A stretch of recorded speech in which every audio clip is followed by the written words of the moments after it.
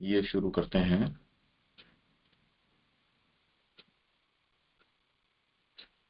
महान महाकाव्यों के संबंध में पश्चिमी आलोचनाओं का मूल्य।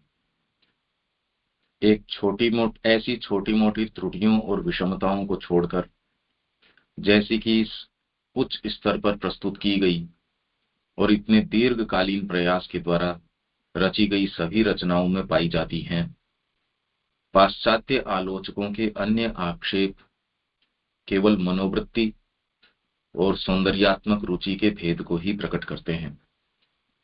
योजना की विशालता और ब्यौरे की सुविस्तृत सूक्ष्मता पश्चिमी मन को चकरा और थका देती है, जो कि क्षुद्रतर सीमाओं और अधिक आसानी से थकने वाली दृष्टि और कल्पना का तथा जीवन की उतावली गति का अभ्यस्त होता है।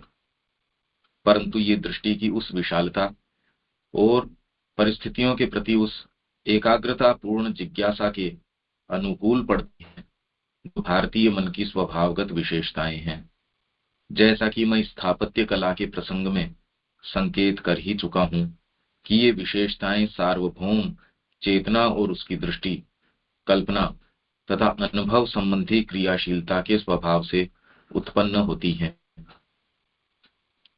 टेम्परामेंट के कारण ये है, यूं तो सेंटेंस बहुत ज्यादा मुश्किल सेंटेंस है ये, और इसको एक्चुअल के अंदर देख पाना और उसको अप्रिशिएट कर पाना ये बहुत ही ज्यादा मुश्किल है। ये सामान्यतः ये समझ में ये ऐसे नहीं आ सकता।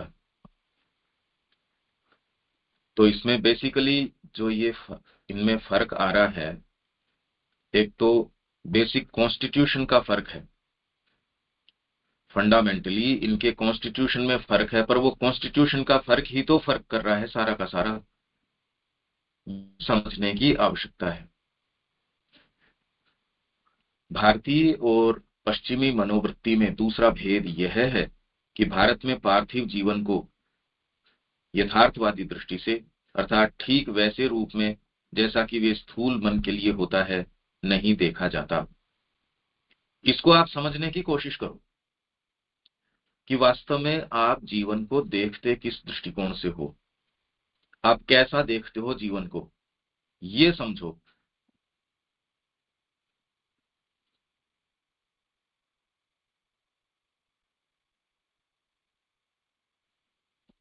कि भारतीय और पश्चिमी मनोवृत्ति में दूसरा भेद यह है कि भारत में पार्थिव जीवन को, पार्थिव मतलब आपका बाहरी टेरेस्ट्रियल लाइफ जो है, यथार्थवादी दृष्टि से, अर्थात ठीक वैसे रूप में जैसा कि वह स्थूल मन के लिए होता है, नहीं देखा जाता। सारी समस्याएं इसी से उत्पन्न होती है। आप किस दृष्टिकोण से कौन सी चीज को देखो। वो व्यक्ति आपके लिए कोई चीज लेके आया है, आप ये सोच रहे हो कि अगर ये सेंस न हो कि वो आपके लिए कुछ लेके आया है, वो यहाँ क्यों खड़ा है, उस आदमी का महत्व क्या है, आप उसके साथ व्यवहार जो करोगे कभी भी सही। तो स्थूल मन जिस तरीके से किसी चीज को देखता है, आप अगर वैसे देखते हो तो आप रियलिटी से चूक जाओगे। तो यथार्थवादी दृष्टि से नहीं देखा जाता, अपितु सदा ही उसे उसके पीछे अवस्थित बहुत सी चीजों के संपर्क में रखकर देखा जाता है। आप पौंडीचेरी गए, समाधि को आप ये कि भी मार्बल तो ऐसा नहीं है, इसमें जगह तो ऐसी नहीं है, आप इस दृष्टिकोण से नहीं देखते। आप कहते रहे इसका क्या महत्व है, ये तो मां श्री अरविंद के संपर्क से देखते हो आप भीतर एक एक आपकी उसके साथ कुछ है, उसके साथ देखते हो। भारतीय मन के अनुसार मनुष्य का कार्य व्यापार महान दैवी, आसुरी और राक्षसी सत्ताओं और शक्तियों से घिरा होता है और उनसे प्रभावित होता है। और जगत के महान विशिष्ट व्यक्ति इन अधिक विराट व्यक्तित्वों और शक्तियों के एक प्रकार के साकार रूप होते हैं। इनफैक्ट हमारा जीवन और कुछ नहीं है। यदि ध्यान से देखें, आप अपने बीइंग के अंदर इनमें से कौन सी वाली शक्ति को स्थान देते हो। वेद इसी की बात करता है।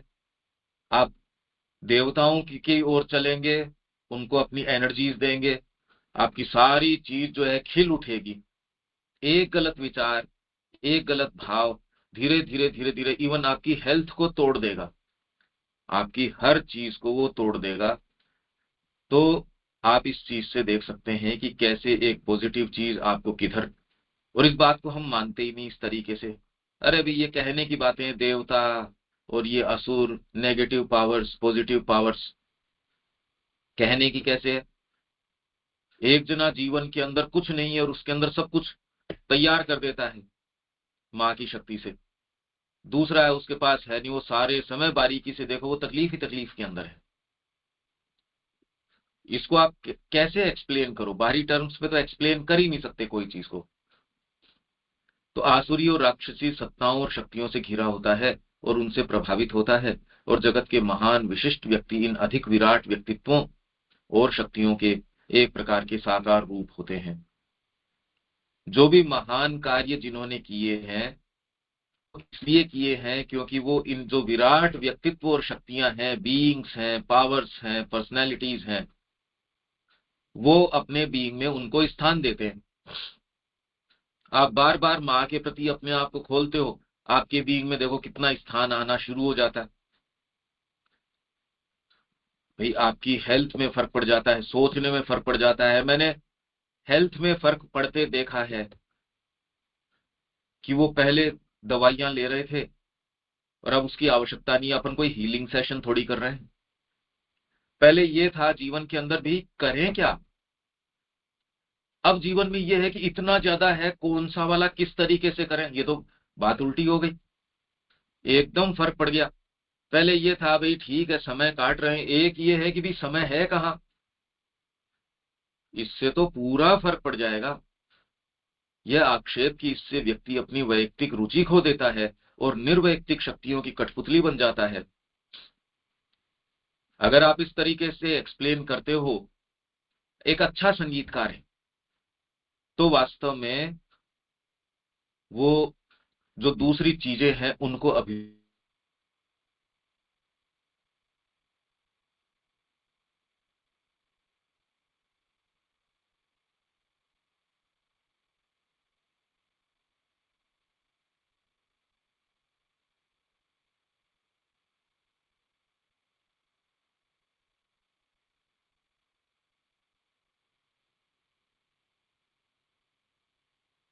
ये बीच में पता नहीं कैसे कट गया।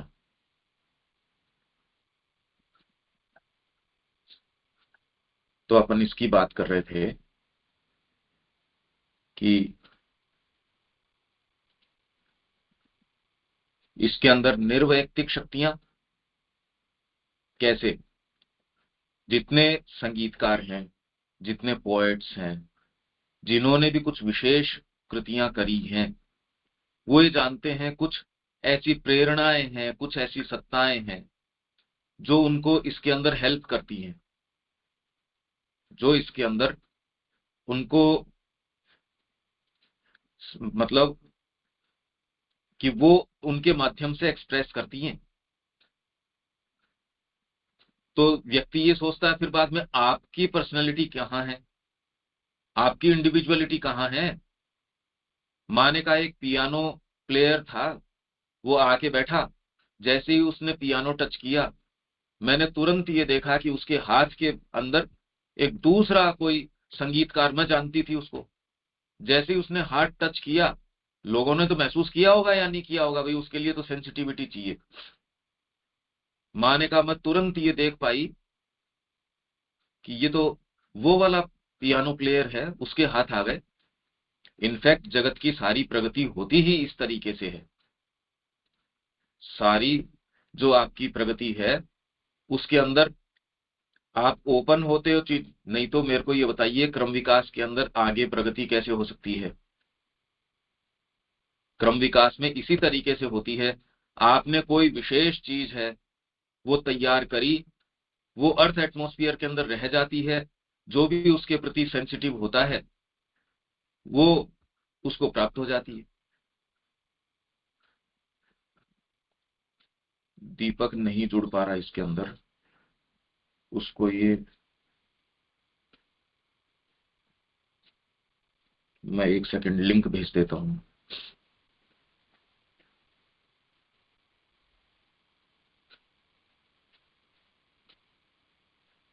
तो ये आपको सेंटेंस समझ में आ रहा है ना कि ये कह रहे हैं कि इससे व्यक्ति अपनी वैयक्तिक इंडिविजुअल रुचि खो देता है और निर्वैयक्तिक शक्तियों की कठपुतली बन जाता है। ये आक्षेप लगाया जाता है कि यार आप कहाँ रहे फिर, तो आपके माध्यम से ये बात समझ में आ रही है, ये सेंटेंस देविका जी? हाँ जी पंकज भाई, ये आ रहा है। हाँ जी, आ रहा है। हाँ ठीक। मैं तो इंग्लिश का साथ लेके कर रही हूँ तो मेरे को आ रहा है समझ में। हाँ ठीक। न तो वास्तविक दृष्टि से ठीक है क्या, ये जो आक्षेप लगाया जाता है ये वास्तव में ठीक नहीं है, क्योंकि आप जो अपने आप को मानते हो, हम में से कोई भी वो वास्तव में एग्जिस्ट ही नहीं करता। वो तो आप कौन सी पावर को अपने बीइंग में स्थान देते हो? तो जनरली अगर मासेस को देखें, वो तो कुछ है ही नहीं, एग्जिस्ट ही नहीं करती। वो तो लगभग आपकी प्राणिक सत्ताएं हैं, चीजें हैं, उन्हीं की गुलाम है। तो इसके अंदर वास्तविक दृष्टि से तो आप अगर कुछ भी विशेष कर रहे हो, कुछ भी है, तो वो कोई न कोई व्यक्तित्व, कोई पावर, कोई चीज, उसके प्रति आप खोलते हो। आप कहते हो मैंने विचार किया, अरे तो विचार भी तो कहीं से आया होगा। तो न तो वास्तविक दृष्टि से ठीक है, और न ही साहित्य के कल्पनात्मक पात्रों के यथार्थ रूप की दृष्टि से, क्योंकि वहां हम देखते हैं कि इसके द्वारा उन व्यक्तियों के कर्म की महानता एवं शक्ति और भी बढ़ जाती है। निर्वैयक्तिकता उनके व्यक्तित्व की क्रीड़ा को उच्च और उन्नत बनाती है, और इस प्रकार इसके द्वारा वे ऊंचे ही उठते हैं। इम्पर्सनल आप जब होते हो, तो उनकी, जब आप थोड़ा सा अपनी मैं से हटके कोई क्रिया करते हो, तो आपकी ही पर्सनैलिटी और बेटर काम कर पाती है। निर्वैयक्तिकता उनके व्यक्तित्व की क्रीड़ा को उच्च और उन्नत बनाती है, और इस प्रकार इसके द्वारा वे ऊंचे ही उठते हैं। अब ये देखिए, कुछ इतनी सूक्ष्म चीजें हैं, अगर इनका कोई हमको सेंस न हो, क्योंकि वर्तमान जीवन तो मैकेनिकली चल रहा है, ड्रिवन है हम। आपके सामने मजबूरियां हैं आपकी कई, आप कह रहे हैं भाई ये समस्याएं हैं, ये तो मेरे को करना ही पड़ेगा। इसके अंदर हम ज्यादा जानते नहीं इन चीजों को, इसलिए इन विचारों को अप्रिशिएट कर पाना बहुत मुश्किल है। विचारों में हम रहते नहीं, इमरजेंसीज में रहते, ये हो गया, ये हो गया, ये समस्याएं, वो समस्याएं, रिफ्लेक्ट बैक करते नहीं। बोम्बार्डमेंट होता रहता है इंफॉर्मेशंस का, अनडाइजेस्टेड विचार पड़े रहते हैं। कोई किससे टकराता है, कोई कब हो जाता है, कोई चीज सामने आ जाती है, उसमें जैसा हम कुछ रिएक्ट कर पाते हैं वैसा कर देते हैं, कुछ पता नहीं क्या हो रहा है। तो इसलिए मैं भी थोड़ी मुश्किल पा रहा हूं इसमें सामने इस चीज को रखना, और कुछ अपने को अभी ये बीच बीच में इश्यूज किसी के कनेक्शन के, कभी किसके। यहाँ लौकिक और अलौकिक प्रकृति का जो सम्मिश्रण है, लौकिक और अलौकिक, कि आपके माध्यम से वेद भी यही बात कह रहा है। इसमें बार बार जब हम कह रहे हैं माँ को प्रार्थना करो, उसमें इंटरवीन करेंगी, आपकी चीजों को अपने हाथ में ले लेंगी, तो आपकी सामान्य प्रकृति के अंदर कोई दूसरी प्रकृति, भगवान की प्रकृति जो है, उसका प्रवेश।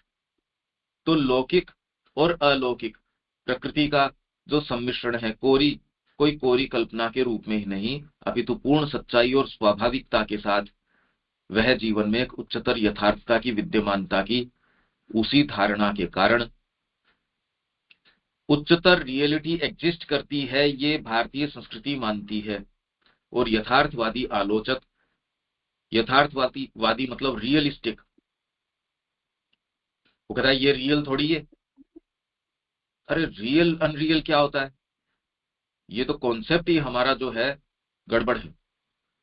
यथार्थवादी आलोचक, क्रिटिक, जिन बहुत सी बातों पर मूर्खतापूर्ण रूप से अनुपयुक्त उग्रता के साथ आपत्ति करता है कि इतनी सारी रानियों के साथ कैसे विवाह कर लिया, या फिर बाद में आप कह रहे इतना बड़ा क्षीर सागर है जिसमें भगवान विष्णु शयन कर रहे हैं, इनको ज्योग्राफी का सेंस नहीं है। वो ज्योग्राफी बता ही नहीं रहे, सेंस की जरूरत क्या है? आपने एक पिक्चर बनाई, एक पक्षी बनाया आपने, और वो पक्षी प्रकाश की ओर पिंजरे को खोल के उड़ के जा रहा है। कोई भी व्यक्ति न तो उस पिंजरे से मतलब रख रहा है, न उस पक्षी से, जिसमें कुछ सेंस है। वो ये समझ जाता है कि ये क्या एक्सप्लेन करना चाह रहे हैं। वो ये कह रहे हैं कि फ्रीडम, फ्रीडम बता रहे हैं आप इसके अंदर। डिपेंड करता है फ्रीडम कौन, हम सारे अपने अपने स्तर की फ्रीडम समझेंगे, फ्रीडम अलग अलग समझेंगे, पर हम में से कोई भी ये नहीं जो पक्षी के ऊपर अपना ध्यान केंद्रित करेगा या पिंजरे के ऊपर ध्यान केंद्रित, वो तो जिसको सेंस नहीं है वो करेगा। तो इसलिए ये तो मूर्खतापूर्ण बातें हैं जो यथार्थवादी, रियलिस्टिक। तो फिर कल्पना शक्ति, विचार शक्ति, रियल क्या होता है? विज्ञान भी जो अगर रियलिस्टिक भी बात करता है तो आगे से आगे नई विचार, नई कल्पनाएं। यथार्थता, जिसको यथार्थता कहते हो, वो तो केवल पशु के लिए होती है। यथार्थता मतलब ये सामने दिख रहा है, खा लो इसको। और यथार्थ क्या है? आपकी कल्पना शक्ति और शक्ति सारी की सारी, वो तो सब्जेक्टिव है। खाली इंद्रियों के माध्यम से, और इंद्रियों की भी तो रेंज बहुत लिमिटेड है। आंखों की हमारी एक सर्टेन रेंज है, कानों की एक सर्टेन रेंज है, सारी सारी चीजों की एक रेंज है। रियल किसको बोले? क्योंकि इस रेंज के अंदर ये रेडियो कहता है कि इस रेंज में होता है।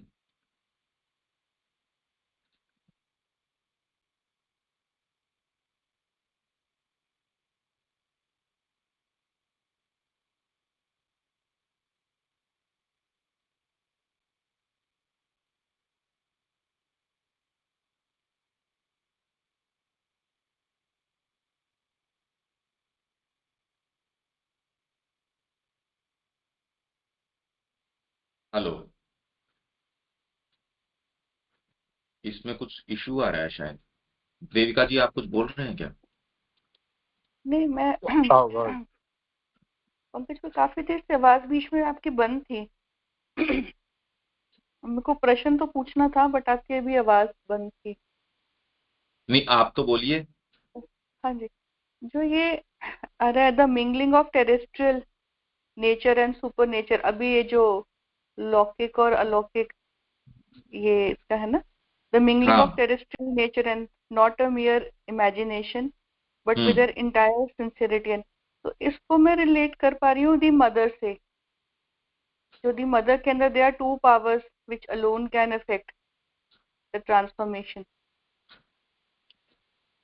तो नहीं बेसिकली नहीं, सामान्य जीवन के अंदर आपको अगर कहा जाए कल्पना कीजिए, अब व्यक्ति की कल्पना कितनी उड़ान भर सकती है उतना क्रिएट कर लेगा। पर हम ये पाते हैं कि कल्पना शक्ति के ऊपर ताले लगे हुए हैं। नई कल्पना करना हमारे लिए तो बड़ा मुश्किल है। ये आपकी कल्पना शक्ति एक पावर है, ये आपकी चिंतन शक्ति एक पावर है। वाइटल अपने आप के अंदर एक लौकिक क्या होता है? अरे लौकिक मतलब क्या इसके अंदर? इस और लोक का, है। लौकिक इज जो इस टेरेस्ट्रियल, जो इस लोक का हाँ है। ठीक, नहीं नहीं, पर मैं ये कह रहा हूं कि हम इस दृष्टिकोण से अपनी एग्जिस्टेंस को नहीं देखते। हम तो इसको ये, भाई लौकिक मतलब बस जो आंखों के सामने दिख रहा है। अरे आंखों के सामने दिख रहा है वो भी तो खाली इंद्रियों के माध्यम से ही थोड़ी। विज्ञान भी जो यथार्थवादी अपने आप को बताता है, यदि इमेजिनेशन नहीं हो तो वो नई चीजें कैसे? भाई यही तो प्रश्न चल रहा था कि गणेश जी वास्तव में रियल हैं या नहीं है। तो इसके अंदर श्री अरविंद ये कह रहे हैं कि गणेश जी, सबसे पहले उनका जो रूप किसी कलाकार ने बनाया होगा, पर वो उनके कल्पना के अंदर भी उनकी प्रेरणा के बिना कोई चीज नहीं आ सकती। तो आप तो सोचते हो कलाकार ने बना दिया, पर कलाकार की इमेजिनेशन के अंदर यही कहानी, जैसे एक ये जो आपके प्रमोद कुमार भट्टाचार्य है, ऐसा सा कुछ नाम है, जिसने पौंडीचेरी के अंदर जो ये मदर श्री अरबिंदो की पेंटिंग बनाई हुई है, जब आप ध्यान कक्ष की ओर जाते हो जो बड़ी सी पेंटिंग लगी हुई है, उसने एक कहानी लिखी। ये मदर इंडिया के अंदर छपी, the secret source of Ganga, Ganga का सीक्रेट सोर्स। और ये धीरे धीरे धीरे धीरे इसने कहा कि मेरे एक बार ये मन में आई कि सोर्स जो ये दिख रहा है ये गंगोत्री ये वाला तो नहीं होना चाहिए, और इसके पीछे कहाँ से आता है, इसको मैं ढूंढता हूँ। वो ऐसे दुर्जन इलाकों के अंदर चला गया कि उसका गाइड भी छोड़ के उसको कभी इससे आगे तो मैं नहीं जा, ये तो एक्सट्रीम हो गया, अब मैं इससे आगे नहीं जाऊंगा। तो वो छोड़ के उसने कहा ठीक है मैं इसको ट्रैक करूंगा। वो चलता गया, बाद के अंदर वहां सांस लेने में भी दिक्कत होने लग गई, उसके पास कोई एक आध रोटी कोई पहले थी, अब वो भी खत्म हो गई, कुछ था ही नहीं सस्टेन करने को। वो ऐसे स्थानों के ऊपर चला गया जहां कोई नेविगेशन भी पॉसिबल नहीं है। अब उसने कहा मैं मूर्छित होके गिर गया, मेरी एनर्जी भी मेरे को जवाब दे रही थी, तो मैं फिर आगे गया और मूर्छित होके गिर गया। अब कितनी देर रहा कितनी देर नहीं रहा मेरे को नहीं पता। फिर कोई एक विशाल का एक व्यक्ति आया, उसका रंग रूप कद काठी सारी उसने बताई, उसने मेरे को टच किया और पूरा मैं शक्ति से भर गया। मैंने मेक आउट किया बाद में, फिर सारे स्थान का वो डिटेल के अंदर वर्णन कर रहा है कि इस तरीके की किसी ने वस्त्र नहीं पहन रखे थे, लेडीज है उन्होंने भी केवल अपने आप को हीरे मोती इन इन चीजों से कवर कर रखा था, मतलब मालाएं पहन रखी थी बेसिकली। पर ऐसे होने के बावजूद मैं जानता हूं अपने आप को कि मेरे स्वभाव में कोई पवित्रता वगैरह नहीं है, फिर भी वहां कोई काम वासना कुछ नहीं। मेरे को पता चला कि ये गंधर्व लोग हैं। मैंने उनसे बात करी, वो जो भाषा बोल रहे थे मेरे को नहीं समझ में आ रही थी, कुछ कुछ संस्कृत से मिलती जुलती थी।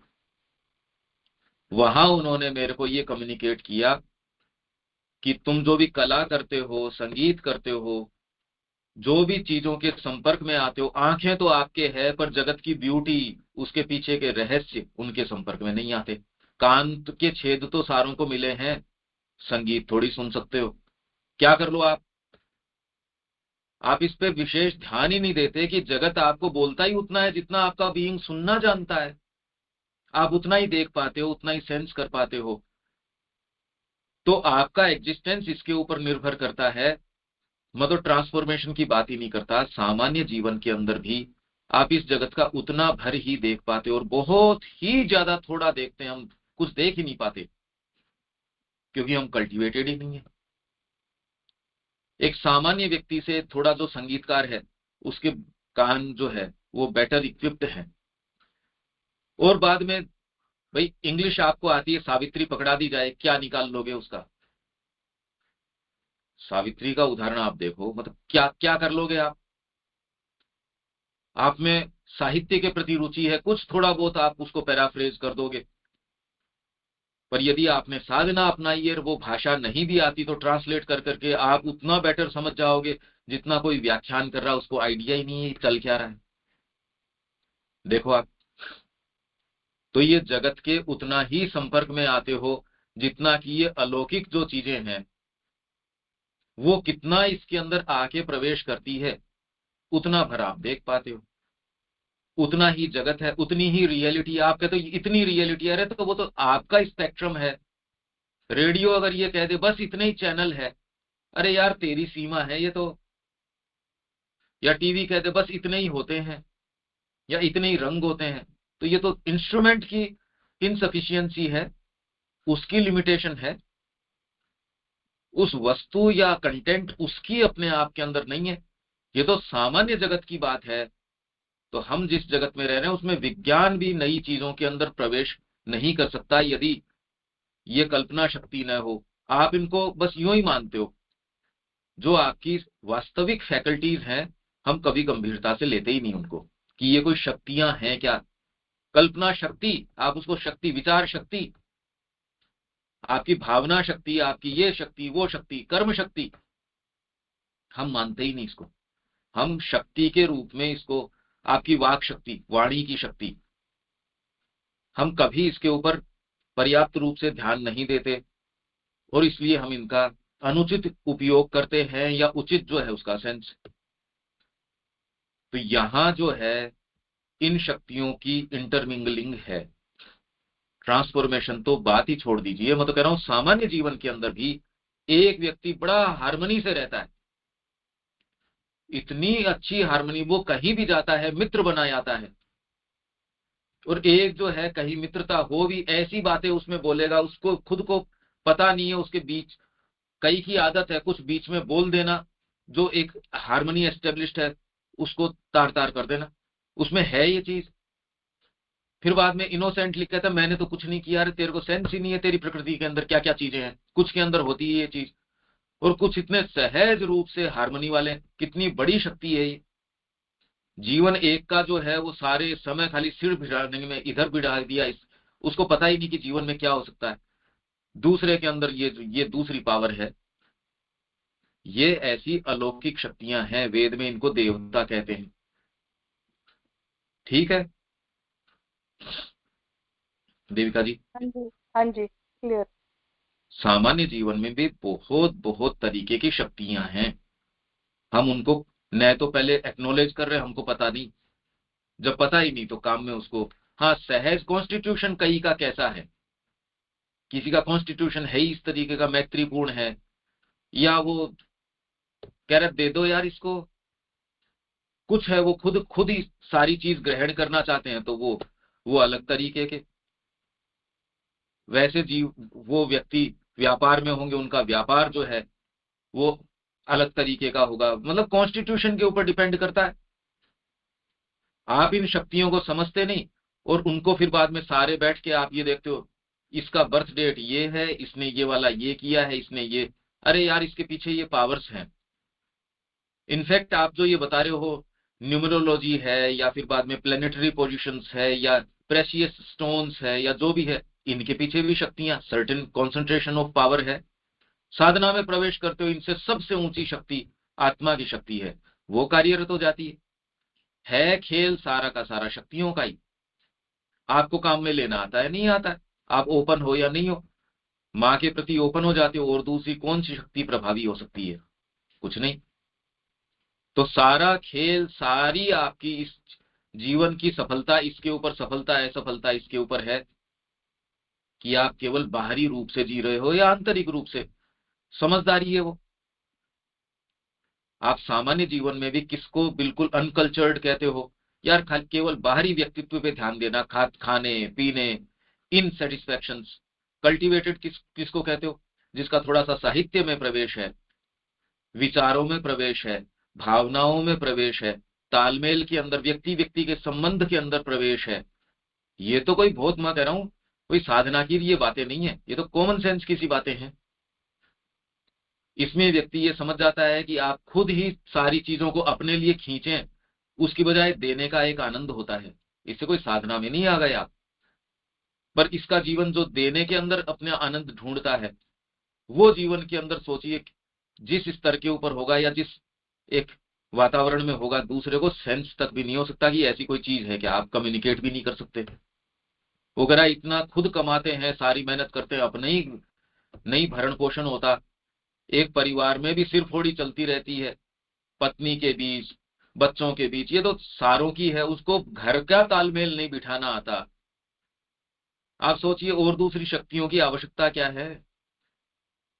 तो आपका जो लौकिक जीवन है वो नर्क रहता है।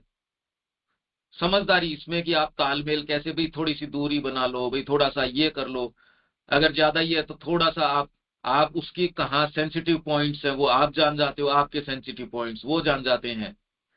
भाई इस तरीके से एक तालमेल जैसा है, वो लोग जो सो कॉल्ड समझदार कहलाते हैं, इसमें जीवन चला जाता है। अब बताओ, इसलिए आए हम। ये तो बहुत छोटी एग्जिस्टेंस हो गई। अगर कोई दूसरी चीज का सेंस नहीं हो तो आप मजबूरन ये जीने के लिए मजबूर हो ही। भाई सारे जी रहे हैं इसी तरीके से। तो ऐसे के अंदर अब आदमी देखता है अभी क्या करें, सही है कि जीवन में कुछ नए रंग भरें।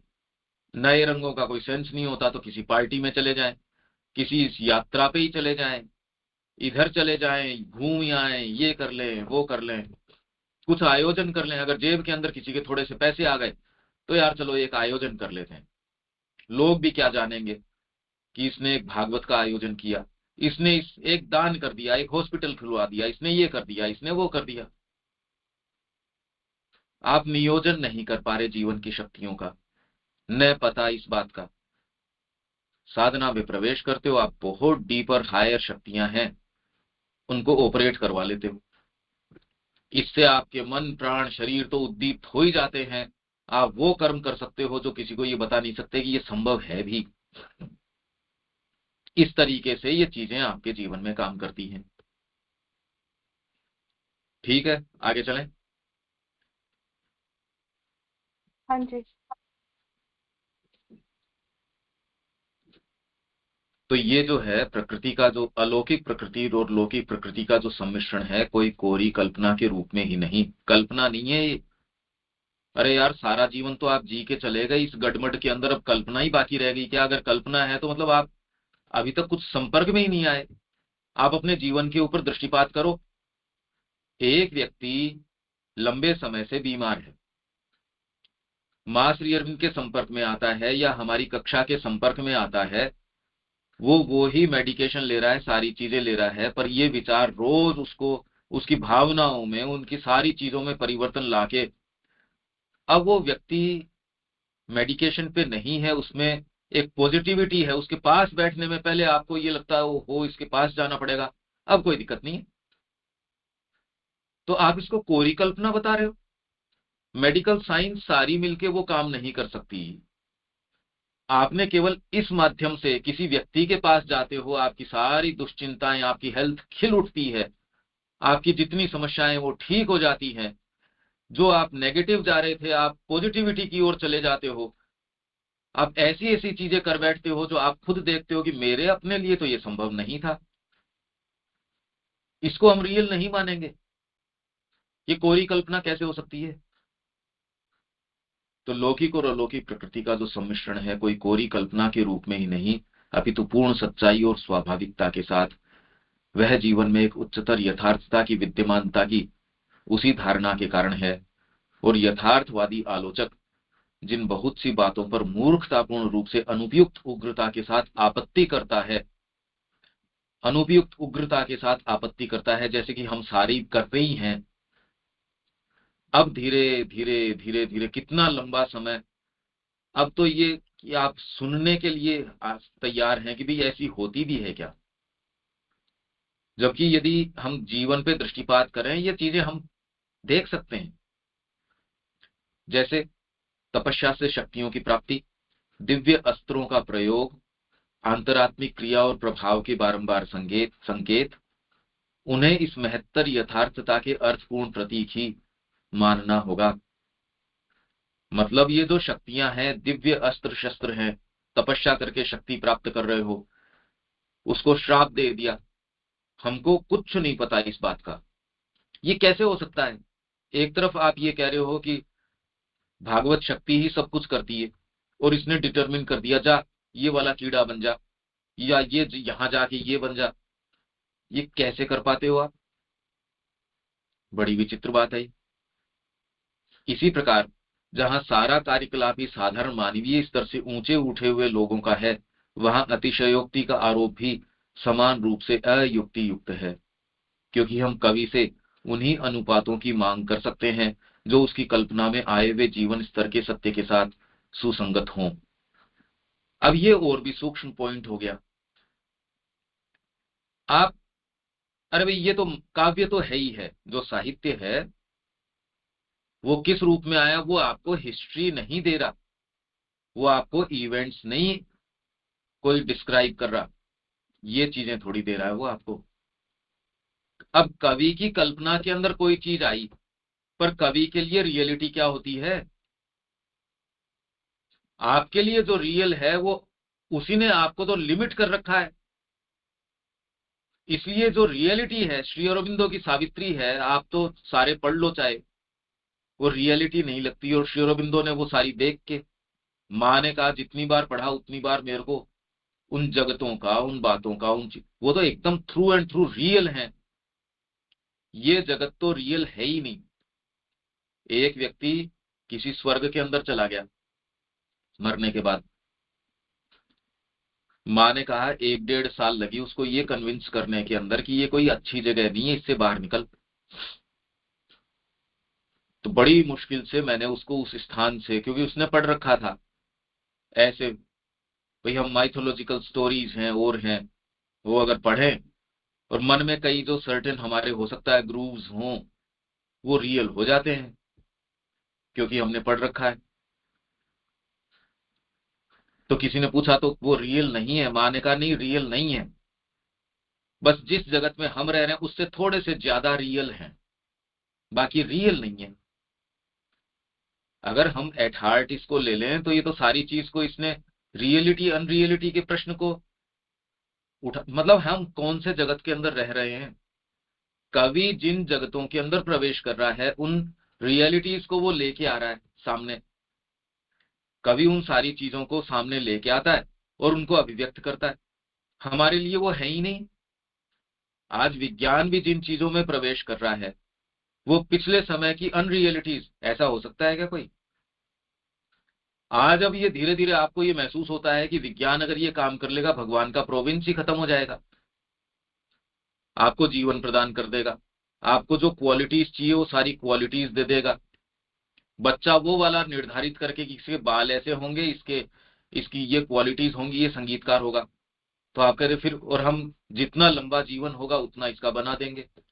तो आप कहते यही तो भगवान का प्रोविंस था, ये इनके हाथ से ले लिया। तो इसलिए कवि जिन जगतों के अंदर प्रवेश करता है वो, भाई ये तो हमको कि हम रियलिटी किसको कहें, हमारे इंद्रियों के या इस गठन को, इसके माध्यम से संपर्क में आ रहे हैं उसको। तो वो तो हम जानते हैं कि उसकी एक रेंज है। कुत्ता हमसे ज्यादा सूंघ सकता है, कुछ पशु पक्षी हैं वो हमसे ज्यादा देख सकते हैं। तो क्योंकि हमारी एक रेंज लिमिटेड है तो ये रियल है। ये तो कोई सही डेफिनेशन भी नहीं हो सकती रियलिटी की, कि मैं जितने स्पेक्ट्रम के ऊपर चीजों को देख और उसको सेंस कर पाता हूं वो रियलिटी है, ये तो कोई बात नहीं हुई। तो इसलिए क्या कह रहे हैं ये,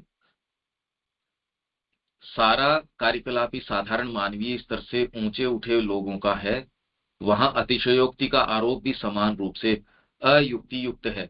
आप कह रहे अरे यार ये तो एग्जाजरेटेड टर्म्स के ऊपर कह रहे हैं, सुपरलेटिव टर्म्स के अंदर कह रहे हैं। ऐसा होता है क्या? भीम को बता रहे हैं इसके अंदर 10,000 हाथियों का बल था, या अर्जुन के अंदर ये था, वो ये इसका जो है पर्सोनिफिकेशन था, ये साहस का मूर्तिमान रूप था, ये दानवीरता का था, ये इसका था। अरे भाई ये ऐसा नहीं हो सकता, ये तो केवल मूर्तिकरण कर रहे हैं, इसका पर्सोनिफिकेशन कर रहे हैं। पर कवि आपको ये थोड़ी दिखाना चाह रहा है उसके जैसे, जैसे कला है वो आपके शरीर की नस नाड़ियां थोड़ी दिखाना चाह रही है भारतीय कला।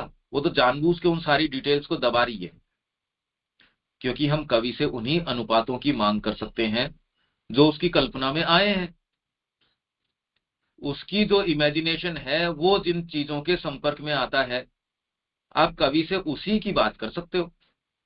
तो श्री अरबिंदो जिन चीजों में प्रवेश कर रहे हैं, आप उनसे उन चीजों की मांग नहीं कर सकते। जैसे केडी सेठ ना बार बार कहता था, केडी सेठ ना श्री अरविंद को कह रहा था कि भाई बर्ड ऑफ फायर, ये वाली क्या बात है। तो श्री अरविंद कह रहे यार तू इन चीजों को इस तरीके से एक्सप्लेन नहीं कर सकता। इसमें अगर हो तो देखो मैं एग्जांपल आपको दिखा देता हूं, ये तो तुरंत ही।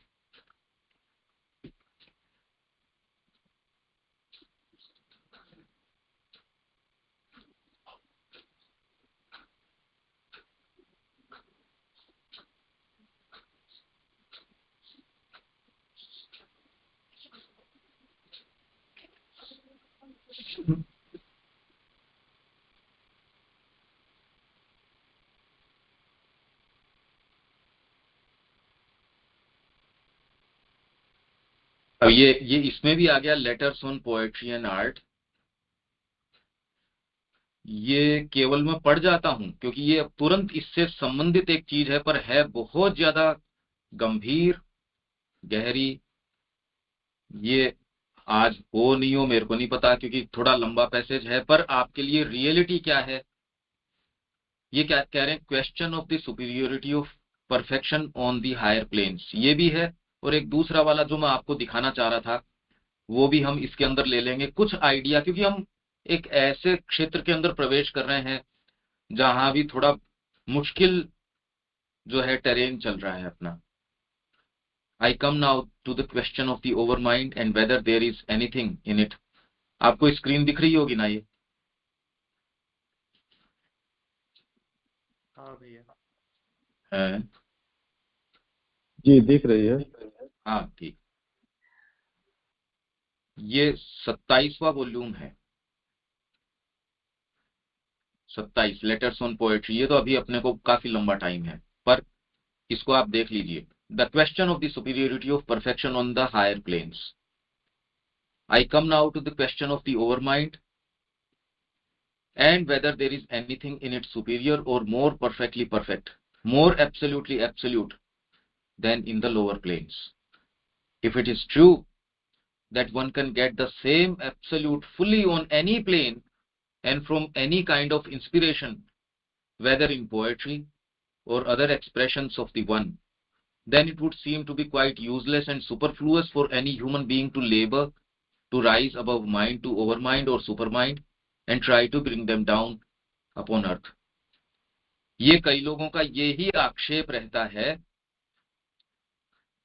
कि हायर जगतों के अंदर, अरे भाई, if it is true that one can get the same absolute, उसी एब्सोल्यूट को फुल्ली ऑन एनी प्लेन, किसी भी जगत के ऊपर आप प्राप्त कर सकते हो, from any kind of inspiration, whether poetry और एक्सप्रेशन ऑफ द वन, एक में जो है उसका एक्सप्रेशन, तो फिर तो एक बिल्कुल सुपरफ्लुअस बात है कि मनुष्य जो है इतना मेहनत करके ओवर माइंड में राइज करे, सुपर माइंड में राइज करे। ये क्यों कह रहे हैं? क्योंकि जब श्री अरविंद ने कहा कि हमारा तात्कालिक जो उद्देश्य है वो सुपरामेंटल है, तो जो ट्रेडिशनल स्पिरिचुअलिटी वाले लोग थे उन्होंने ये आक्षेप, या एटलीस्ट कम से कम एक विचार उठता है कि भाई हमने तो जो सच्चिदानंद है उसका साक्षात्कार किया हुआ है यहाँ, जो की स्टेट्स आप जड़ भरत की है, उन्मत्तवत है, पिशाचवत है, ये सारी सारी स्टेट्स हैं। जब आप सच्चिदानंद को जड़ तत्व के अंदर या आपके भौतिक के अंदर, तो जड़ भरत उसका उदाहरण है, या फिर पिशाचवत जब आपके वाइटल के अंदर, लोअर वाइटल में, उन्मत्तवत, या फिर बाद में अगर माइंड के अंदर आ जाएगा तो उसको आप साधु, सेज, मनीषी ये बताते हो। तो आप बात क्या कर रहे हो? सुप्रामेंटल से तो हम ऊपर चले गए। तो इसलिए श्री अरविंद कह रहे हैं, अरे परफेक्शन वो एक ही तरीके का नहीं है। डिविनिटी का जो एक्सप्रेशन सुप्रामेंटल के अंदर होगा, उससे पहले आप कल्पना नहीं कर सकते कि वो उसकी पूर्णता क्या होती है। वैसे ही जैसे आइंस्टाइन ने आके यूकेजी के बच्चे को पढ़ाया, कह रहे जी मेरे को आइंस्टाइन ने पढ़ाया, अरे ठीक बात है, पर तेरी कैपेसिटी क्या है ग्रहण करने की? वही जो वास्तव में उसके अपने स्तर के लोग हैं उनको पढ़ाएगा, उसका एक एक वाक्य, एक एक चीज क्या रहेगी, सोचो। तो इसलिए it would seem to be quite useless and superfluous for any human being to labor to rise above mind to overmind for or supermind and try to bring them down upon earth. The idea of transformation would become absurd. रूपांतर तो बिल्कुल बेकार है। फिर बाद में कहीं भी तो माँ को पुकार लो, कहीं भी कुछ भी कर लो, असेंशन जरूरी है। आप अगर खाली इसीलिए हम जो कई बार ये खाली कह देते हैं भाई ये रिमेम्बरेंस से, इससे, अरे हर चीज का फर्क है। यूं तो अब मिर्च खा लोगे उसका भी फर्क है, अदरक खाओगे उसका भी फर्क है, भगवान को बुलाओगे उसका भी फर्क है, हर चीज का अपना प्रभाव है। पर आप ये तो देखिए कि आप ये बोल क्यों रहे हैं? आप कोई चीज करने के लिए बोल रहे हैं या उसको तामसिकता के कारण बोल रहे हैं? तो यहां साफ साफ वो कह रहे हैं ये बिल्कुल सुपरफ्लुअस होता, फिर तो ऊपर चढ़ना ही क्यों चाहिए? The idea of transformation would become absurd since it would be possible to have the form, रूप, perfect and absolute anywhere, and by a purely earthly means, a purely earthly force.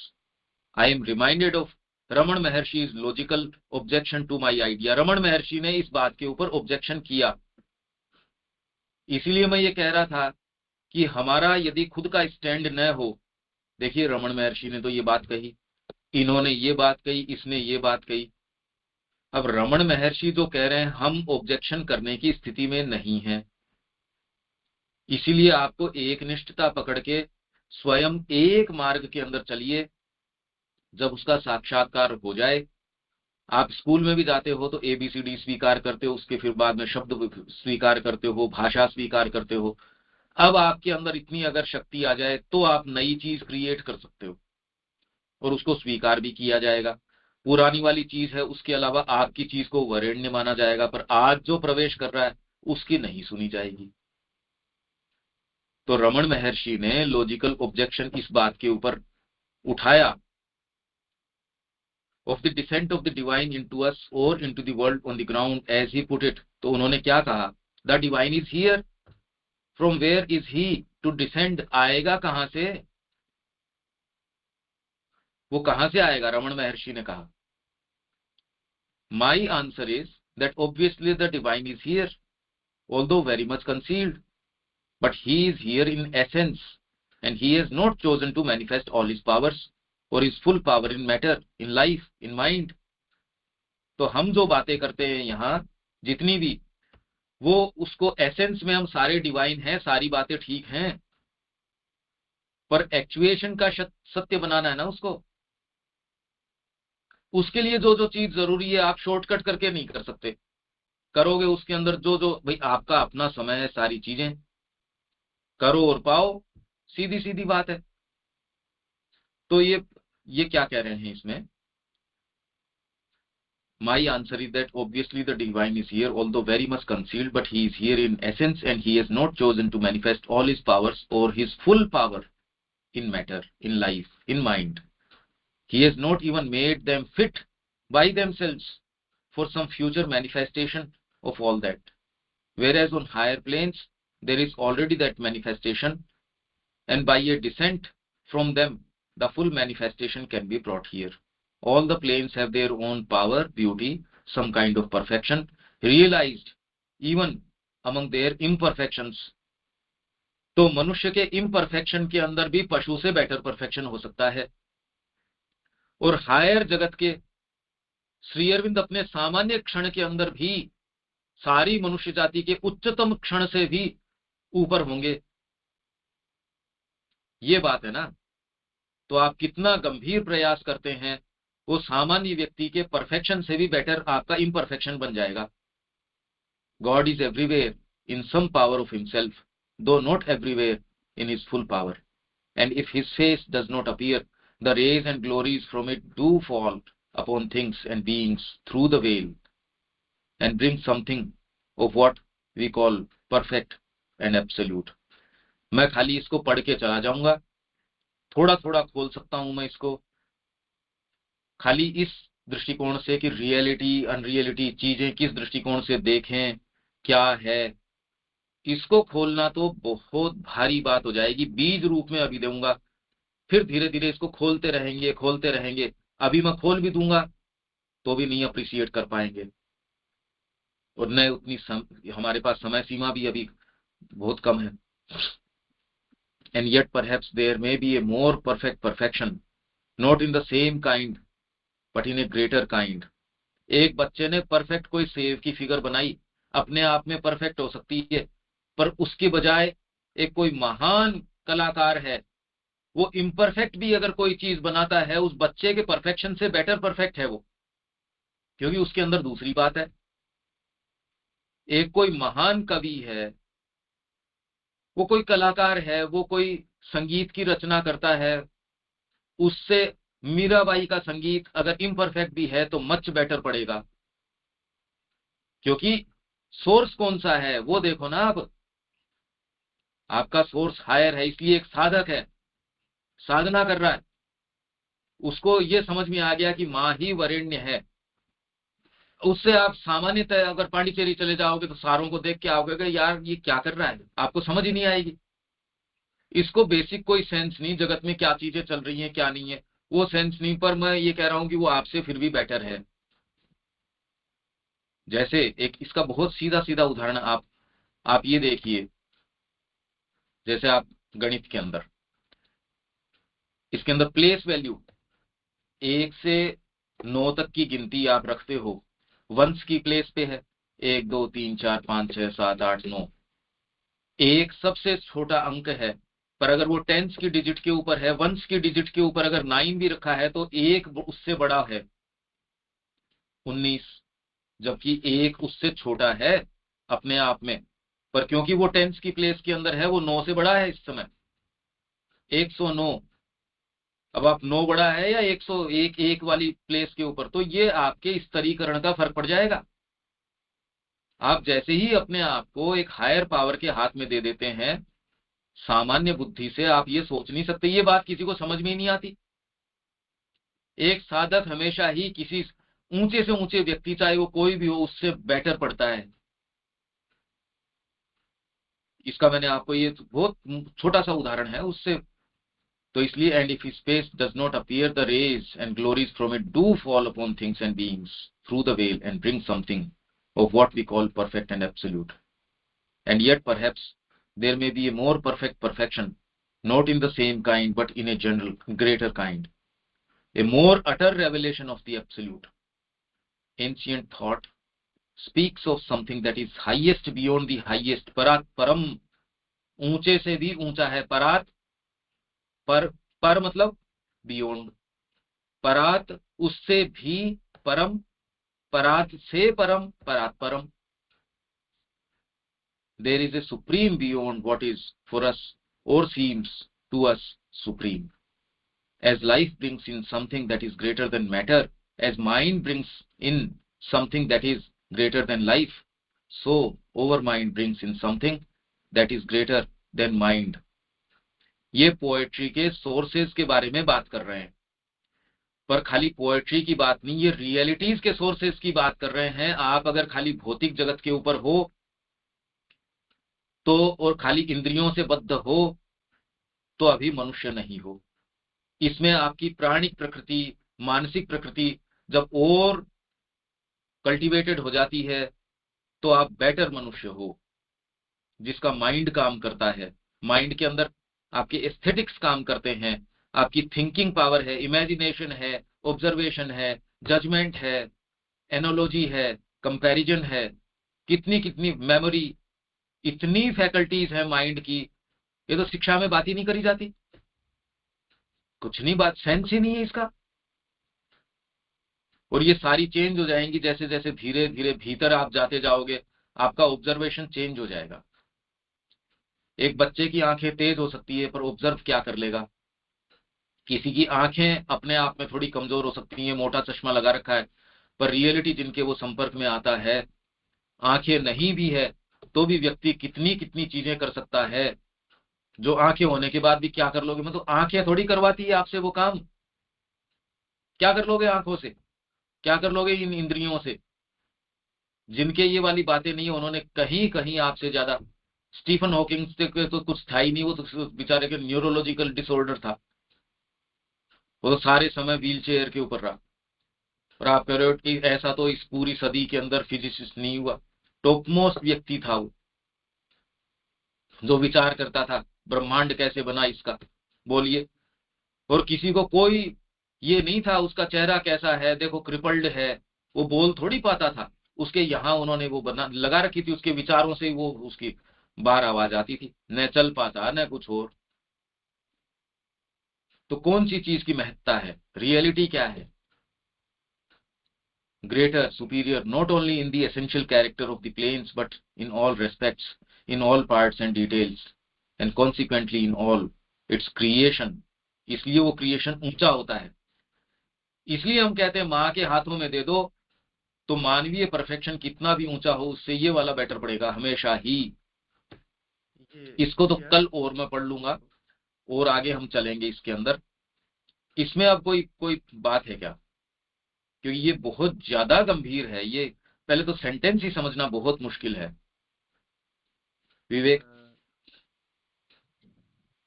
भैया आपकी आवाज ना बहुत डिस्टर्ब हो रही है, पता नहीं चल रही है जी, आवाज डिस्टर्ब हो रही है। धीरे आ रही है आपकी आवाज।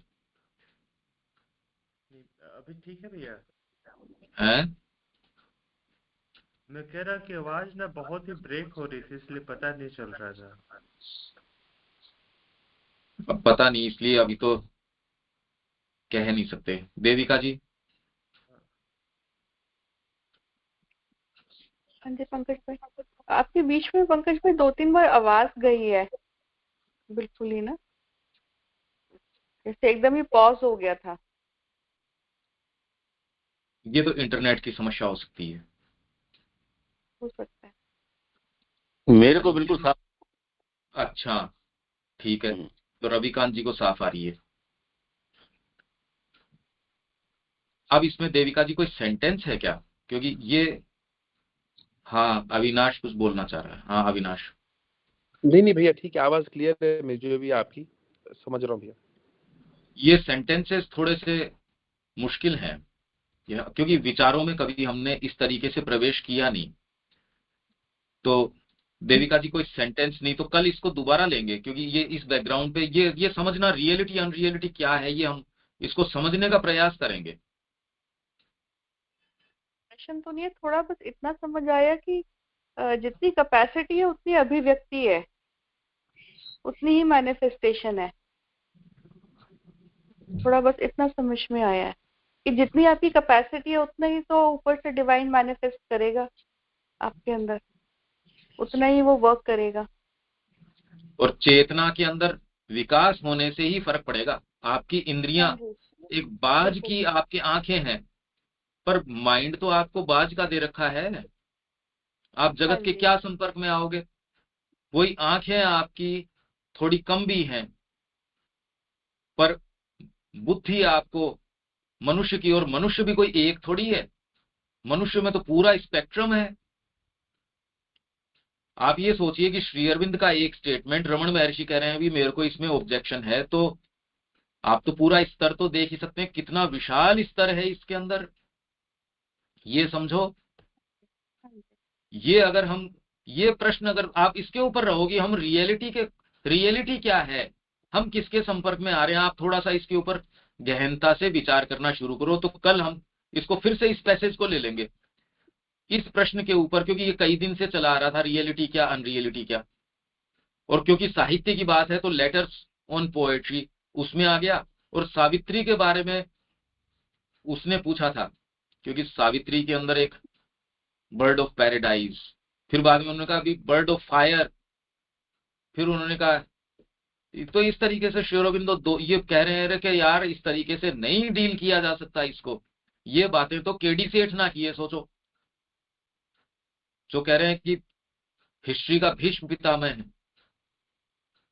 वो ऐसे प्रश्न कर रहा है, और श्री अरविंद बाद में कह रहे हैं यार बहुत किचकिच करता है ये तो, चलो अब तू इतना ही कर रहा है, एक शब्द ये कर देते हैं बस, इतना नहीं, तेरे को शांति नहीं रहेगी।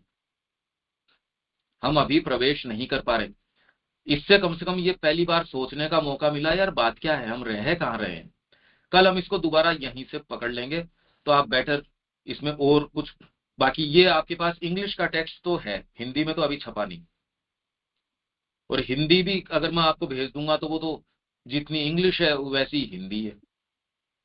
भेज जरूर मैं दूंगा आपको हिंदी का, बाकी तो इंग्लिश आपके पास ये सेट सबके पास है, 27वां वॉल्यूम है, और पेज 795 796 और आगे चल रहा है ये।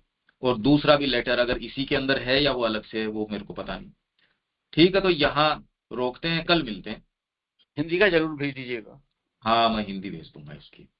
यह 27वां वॉल्यूम जो 2 सेट है उसमें का ही है। हाँ हाँ, अच्छा ठीक है भैया, बाकी हिंदी में ग्रुप के अंदर शेयर कर दूंगा। ठीक है। ठीक है, यहाँ विराम देते हैं। जय श्री मां। जय प्रेम। जय श्री मां।